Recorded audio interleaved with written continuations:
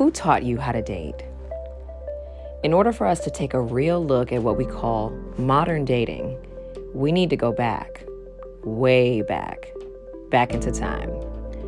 Finding a mate, aka courtship, was once purely a means of survival.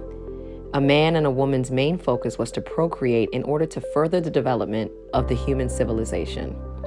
However, over time, the need to survive and expand the human race diminished, and new needs arose.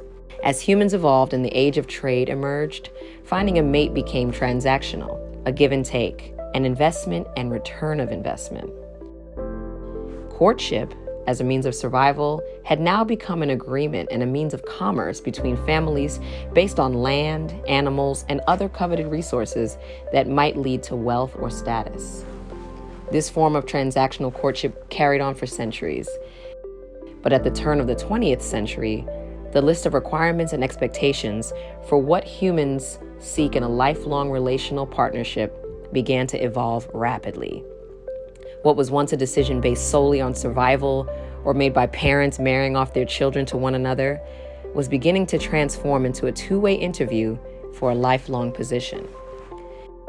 In the early 1900s in America, the idea of dating arose, and young people were beginning to have a choice in who they would spend their time with and eventually marry. Young women and young men alike began to expand their horizons, seeking higher education and a broader perspective on marriage and love. Women in particular began to desire much more for themselves. Soon women would earn the right to vote, begin entering the workforce, and rather than settling for a life based solely around wifely duties, they craved having the American dream and the career. They wanted to be seen as equals in their relationship and to have more of a say in the choosing of their lifelong partner. This not only shifted the dynamics of home life, but it shifted the landscape of dating entirely. With this new societal mindset, dating soon transformed into something meaningful, perhaps even magical.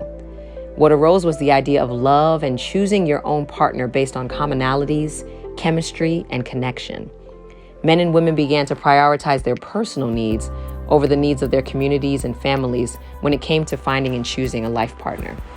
And now fast forward to today. Living in a fast-paced digital society where men and women are independently working and slowing down to find a partner seems virtually impossible. We've evolved to no longer need the opposite sex to obtain certain life goals. Women can now rely on science to conceive a child whenever they choose and can support themselves financially.